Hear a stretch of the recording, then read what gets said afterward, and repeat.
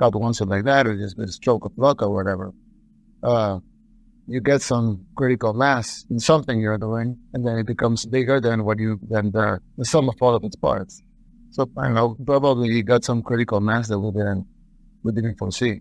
Yes. Lacking abundant natural resources, etc. As if the country was born. Is that true? Yes, I mean the country has been poor since it was born. Yeah, lacking everything basically. Lacking everything with a dense population, a lot of people packed in. Yeah, countries in the other hemisphere that are safer than El Salvador, but not in the Western Hemisphere.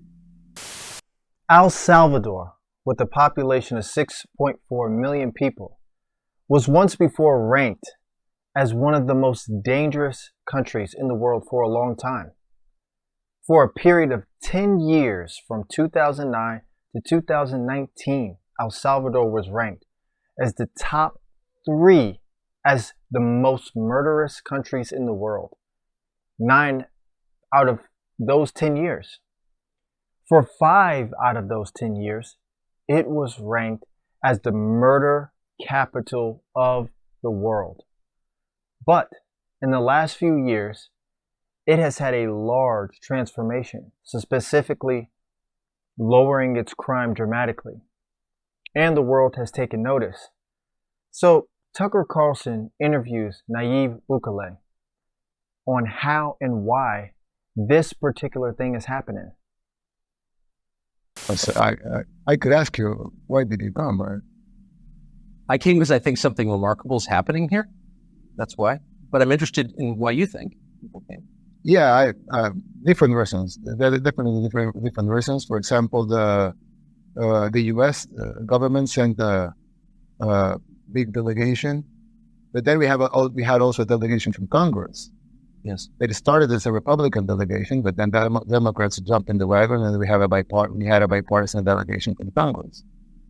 So, it's like, it's up. I don't know at the end what happened, but I think that it's like how how stars are born. They say that the debris starts joining up, and if they become an asteroid. But if more debris joins up, it becomes a planet because the gravitational pull. The more debris comes up, it becomes a star because then the gravitational pull is too big. So that's called critical mass. So I don't know. Sometimes just because God wants it like that, or just a stroke of luck or whatever.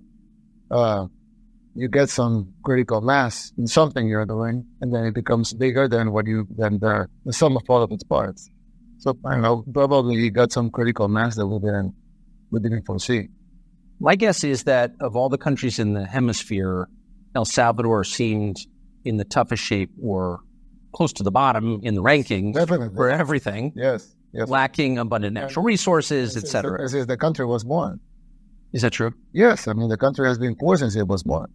Yeah. Lacking everything, basically. Lacking everything. With a dense population, a lot of people packed in. Yeah. Nayib, as you can see, is a highly intelligent and very easily references astrology-based understandings of critical mass as a juxtaposition to the phenomenon that's going on in his country. It's an incredibly smart individual. So, listen, this is very different from what's going on with our president in the United States, who basically has problems standing up and giving complete sentences, like not falling asleep in public and shaking hands with nobody. It appears that he even has problems like inside of his pants when he's in public every now and then. So quickly and very easily, we can see why he might be so great as a president, especially of a difficult country like El Salvador. But we haven't talked about anything yet. And don't take my word for it. As we continue, let's listen up. But wait before we do that a little bit more on what is the goal and the focus of how El Salvadorian president did what he did. Because he said it was very easy to make the plan that he did. Because, listen, without peace and safety, you don't have anything. He argues that this is a basic necessity of life, which is not unusual, but So how can you focus on quality life, infrastructure, wealth, if you first don't have safety in your country? So now El Salvador is the safest country in the Western Hemisphere.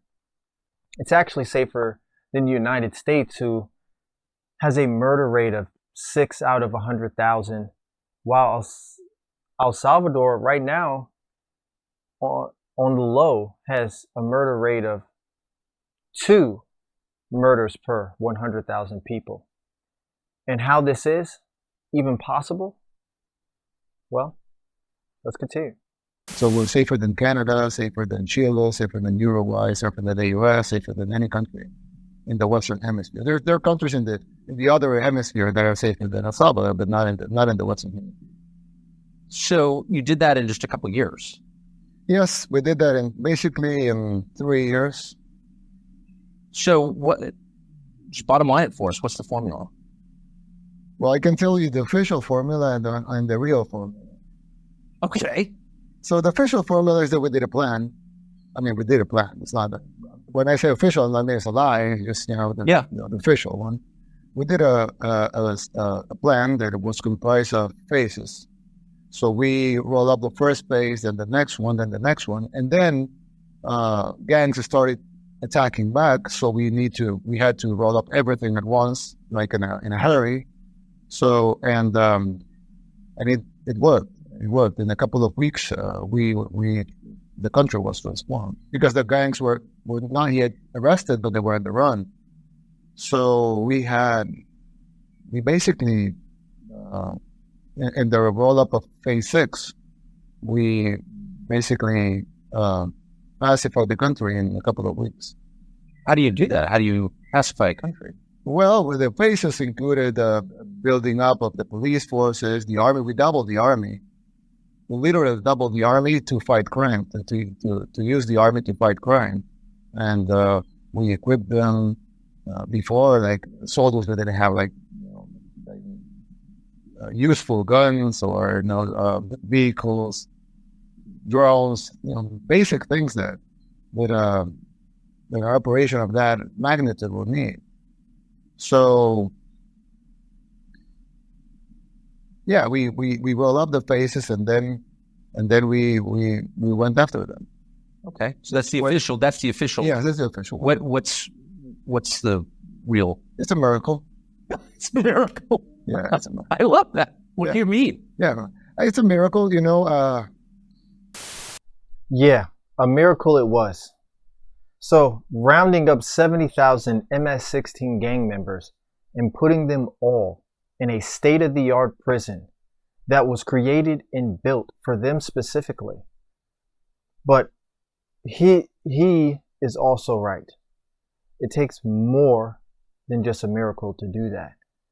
This was a magnificent thing that was done by the El Salvadorian president. Listen, as we know, he has taken much backlash for this from many other countries and organizations. But his abilities to do this was unprecedented, and it's a model for other countries who are suffering from similar problems of dangers is people. As we move forward in his presidency, it's going to be interesting and incredible to see the things that the El Salvadorian president does for his country. This page can be taken out of the book for the United States to do in this up and coming future, with immigration being the #1 issue for American voters. And we're going into a current election cycle. Actually, we are. It's no question why Donald Trump, a pro-border security president, is leading the way. Also, give it that the current president has opened up the border, and is why the problem along the border and crime along the border has gotten worse and out of control. Nevertheless, I'll advise you to go and watch this full interview, as it's interesting and juicy. If you like that video, go ahead and stick around and click the box here for other videos. Other than that, I'm Mr. Rembrandt, and I'll see you on the next video.